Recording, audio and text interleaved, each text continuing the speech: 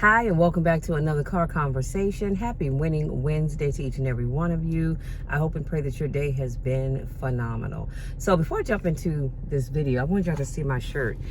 I got the shirt, y'all, when I first joined Planet Fitness. That was a few years ago prior to COVID. Or actually maybe right after COVID. It just says, be free. So, excuse me, that's what we're going to do. Be free, both mentally, physically, financially, spiritually, all that other good stuff, okay? Now, let's jump into today's topic.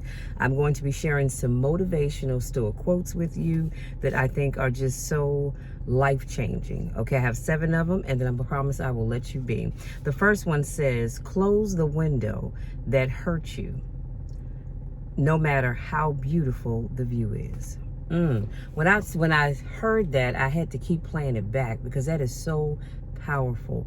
Now is the time for us, and I say us, I thought I had to sneeze. Now is the time for all of us to start closing those windows that hurt us, no matter how beautiful that window is. And that window could be your job. It could be that relationship you're in. It could be that addictive habit. Whatever that window is that's hurting you, regardless of how beautiful it is or how great it makes you feel, it's time to close it. Remember what I talked about before, whatever you don't change, you choose. And so often we want to point the finger at everybody, and you should be pointing at yourself.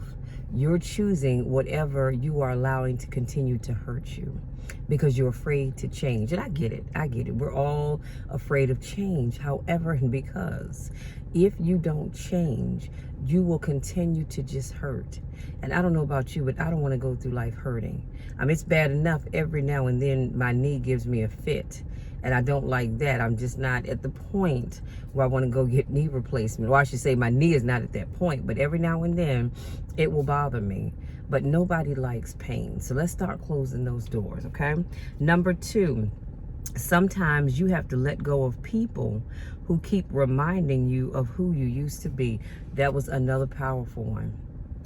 I am thankful that I can't, off the top of my head, recall someone that was, excuse me, close to me, throwing up my past in my face, but it happens so often. And so again, it's about change. Not only is it about change, but it's also about setting boundaries. So you've got to let people know that is not acceptable. My past, your past, our past is just that. It is behind us. That person that we used to be, we are no more. So when somebody says, oh, now you, excuse me, my sinus is draining. Now that you've gotten yourself clean and you done started a business, you got all this money coming in, you think you all this, that, and the third. And the sad part is when people do that, they refuse to see you for anything other than what you used to be. And that's sad. I mean, it's one thing when you look at someone or even look at yourself and you say, Lord, I am so thankful that I'm not where I used to be. I'm thankful that I'm not who I was. And I'm thankful that I'm not where I should be because of my actions. But when somebody throws that in your face, especially if it's someone that has the audacity, the unmitigated gall to tell you that they love you, that's a problem. You need to cut those folks off because they're not truly happy for you. And when they do that, what they're saying is, yes, God has brought you to where you are. You're a much better person. You're in a much better place. But don't forget where you came from. Now, I will say this. In some instances, we have to remind ourselves of how far we've come so we don't get the big head and start thinking that you did it, because you didn't do anything. God did it for you. So every now and then, yeah, you do need to remind yourself of how far you have come as a way of saying, Lord, I thank you, because I remember when. But when other people throw it up in your face, unless you all are having just genuine conversation and someone says, you know, I look at you and I am so happy and you know, I feel blessed to see you at your greatest moments now, because I remember when But they're not focusing on the when, they're focusing on the now. So again, be careful about that. And like I said, you have to let those people go. If they want to keep throwing up your past, then you cut it off. Say, listen, this is not the right fit for me. So I'm going to have to love you from a distance, because some of those people will be people that are in your family. Number 3, forgive yourself for accepting less than you deserved, but don't do it again. Okay? Forgive yourself for accepting less than you deserved, but don't do it again. Too often, we walk through this journey of life and we accept things when we know we deserve better. And specifically what popped in my mind is I said that we will accept a relationship, let me air quote, accept a relationship because we don't want to be by ourselves, and we want to be able to say, I have a man or I have a woman in my life, but you know that's not really the person for you. If that person adds no value to your life, and I'm not saying that they don't love you, they just add no value. If they're always taking but never giving, then you are accepting less than what you deserve. Now, I'm not saying to go out here and only look for that person that's got a whole bunch of zeros in their bank account. I'm not saying that. What I'm saying is stop accepting less than you deserve. If you know that you deserve a man or a woman that's going to love you all the time, through the ups, the downs, the ins and the outs, stop settling for that person that doesn't. If you know you're on a job and your skills and your knowledge should be bringing you in more money than what you're getting, stop accepting it. Do the job to the best of your ability, but start looking for something else, because as long as you stay on that job that doesn't truly value you, they like the work that you do, but they don't truly value you. They have no promotions that they can give you to say, hey, we appreciate all you do. Then you need to cut that off. Don't leave. I'm not saying that. Don't leave, but start looking for another job. Stop accepting less than what you deserve.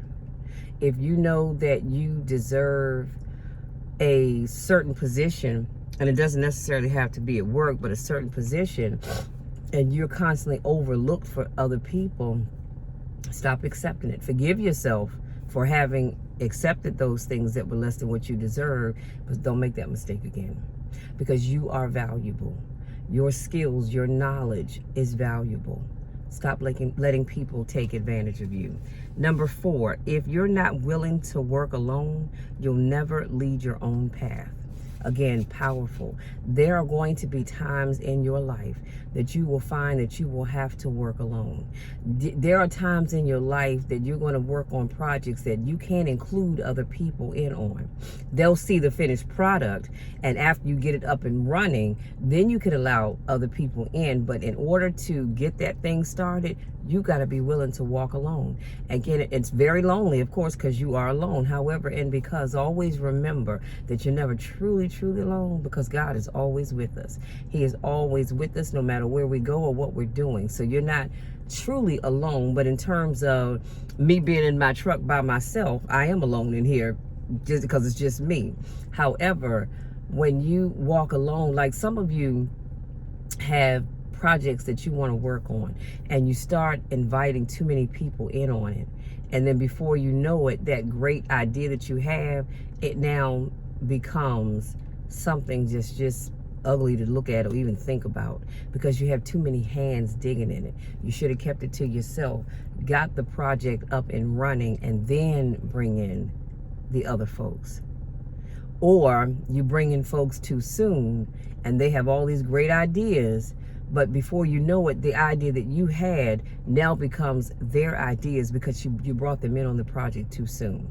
So again, the takeaway is, if you're not willing to walk alone, you'll never lead your path. And I'm gonna say this and I'll leave it be, but there are some places that God is going to take you. There may be some places that He's already taken you But I promise you, there's going to be some in the future. Some of you are in that season right now where you can't take other people with you. You may love them, you may care about them, but you can't take them with you. This is a walk that you have to do alone. And everybody goes through that. Not just one time. There are going to be several times in your life that you are going to have to take that journey by yourself. God says, I have a blessing for you, but you can't bring all this baggage with you. You know, when you get on the plane, you're allowed one carry-on, right? One carry-on. You can't bring 2, 3, 4 carry-on bags because there's not enough room in the overhead storage. Only one. So keep that in mind. Number 5, your friends and family do not always know what is best for you. Again, that's powerful because oftentimes our friends and our families, they think they know what's best, especially families. I have read too many stories. Of course, we've seen it in the movies. I've talked to people and their family said, you know, I know you want to do this, but what's best for you is really to do that. And that is not what you want to do. You want to do this. And so you say, okay, you know, mom and dad thinks this is best for me, so I'm going to go ahead and do it. And then you spend your entire adult life doing something that you never wanted to do in the first place.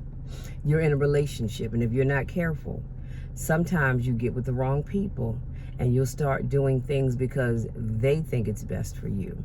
Well, honey, I know you want to do this, but I think it's best that you do the other. If you know that God has spoken to you, he's dropped that thing in your spirit to do one thing, don't let anybody else deter you from doing it. Because they don't always know what's best for you. I know what's best for me, and God knows what's best for me. So you have to cut out all these other voices. That's why some of you can't get to where you want to be, because you have too many voices. You got one over here, you got one over here.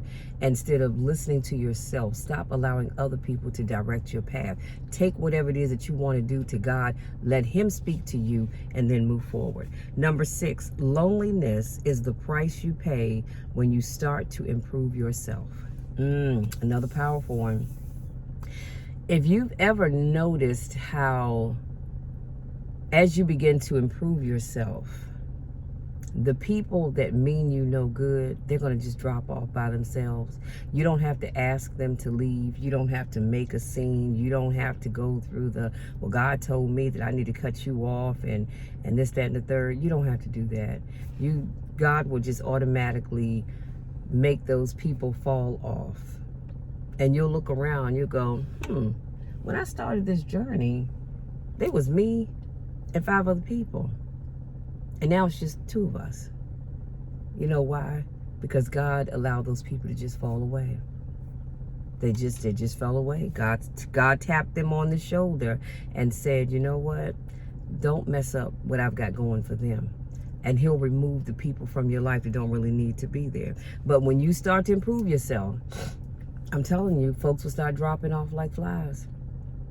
If you are an alcoholic, a drug addict, maybe you have some kind of addiction to whatever it is that you have, and you decide, I'm going to get myself together. Some of y'all have a circle of folks that love to be around you because you procrastinate. And people that are procrastinators, they naturally flock to you.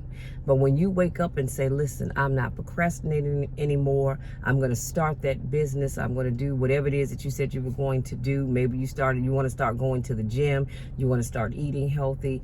Watch how the people that don't have your best interest start to fall away. And that's a beautiful thing. I love that, because you didn't have to say a word. You didn't have to do anything. God's just going to automatically remove them because they don't have your best interest at heart. And the thing is that I've talked about this before. As you improve yourself, there's always going to be 1 or 2 in the background with the rest of the crowd. They're clapping and they're smiling and they're going, yeah, you know, look at them. They think they're all of that. They just don't know it's not going to last. Especially when you lose weight. Oh yeah, they'll be big before the end of the year. And that's scary, because you don't always know who the Judas in the crowd is. Oh, but God knows. That'll shout you happy right there. God knows who the Judas is in your life. And as you improve yourself, you'll know it too, because they're gonna cut you off. Okay, they don't have time. They don't want to be around you now because see you're doing positive things, and they don't have time for that.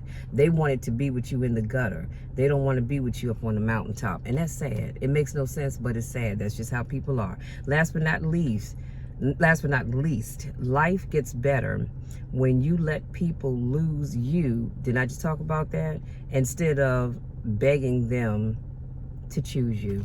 Y'all, that's a powerful way to end this conversation. Life will get better when you allow people to lose you instead of begging them to choose you.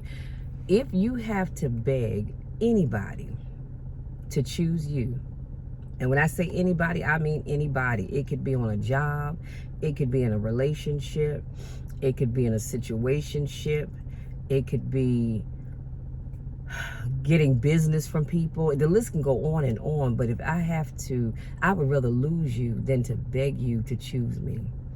I'm not in the begging business, okay? Now, I won't lie, I've had to go to God in prayer and have to beg and say, Lord, I need you to come through, but that's something different. I'm talking about just in life in general. I'm not begging anybody to choose me. If you decide that you met somebody better than me, go and be with them. Because I will not beg you to choose me. I know my worth. See, when you don't know your worth and you don't value yourself and you don't truly respect yourself, I hate to say that, then yes, you will beg people to choose you every time. But when you know your worth, you know your value, and you respect yourself, baby, you're not begging anybody to choose you. I'm not begging a soul. If you don't want to be here, move on. I was in a relationship once with a guy, and I'll never forget this as long as I live. He said to me, I've found somebody else, and she's better than you in every way possible. Did it hurt? Absolutely. I mean, just cut me down to the core of my being. I had never in my life had anybody say anything like that to me. And I was in my 30s then, early 30s. And it hurt. It hurt a lot. But you know what? I realized that that's not the person for me, because anybody that would do something like that, tell you that they love you the day before, but then the next day comes and all of a sudden they met somebody that's better than you in every way possible. Not a problem. Listen, enjoy your life. I wish nothing but the best from you. And I meant it from my heart, because one thing's for certain, two things for sure. I'm not walking around harboring ill will towards anybody, because I want God to continue to bless me. And I know that I block my blessings when I'm not genuine with other people. So I was genuine about it. Not a problem. Enjoy your life. I wish you nothing but the best. And lo and behold, 6 months later, I got that phone call. Can we go get something to eat? I'm not hungry. What do you want? Well, we need to talk. Okay, I'm on the phone. Talk about what? I messed up. I made a mistake. I'm sorry. Can we get back together? Can we work on this? I promise I'll do better. I'll put a ring on it, this, that, and the third. See, because you've already shown me who you are. You have already shown me who you are. And the sad reality is, I know we see it in movies, because I can't say I've ever seen anybody do this, but we've seen it in movies where one person is leaving and the other person is begging them, please don't leave me. I can get better. I will do better. I will give you the world, but please don't leave me. Not Michelle. I'm not begging. I'm just not. I may say, hey, are you sure this is what you want to do? And that's a slim maybe. I may say, hey, is this what you really want to do? You tell me yes, it is what it is. So be it. But I will not beg you to choose me for any reason, because I know my value and I know my worth. And I know that God would not be pleased with any of us begging anybody to choose us. For what? You deserve better than that. Take your time and your talents and your love and share it with somebody that really wants you. Okay, so having said that, you guys, that's it. That's all. The quotes that I shared with you will be in the description box. If you're new to my channel, I want to say welcome. Thank you so much for joining me. I do car conversations, i.e. because I'm sitting here in my truck, and it sounds better than truck conversations. But I do car conversations every Monday, Wednesday, Friday, and Saturday. So come on back on Friday where I have another motivational topic for you. If this is not your first rodeo, welcome back. You know I miss you when I don't get a chance to see you. Everyone, please, please, please make sure you subscribe if you have not already done so.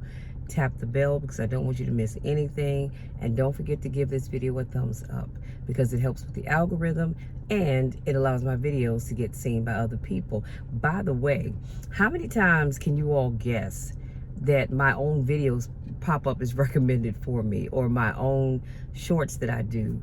Quite often, and it is a refreshing feeling when my own video is recommended to me. So I truly appreciate that. And thank you, all of you. Thank you to my newest subscribers. If I haven't said that in a while, thank you for joining me. It is my honor and my privilege to be able to speak life into as many people as I can.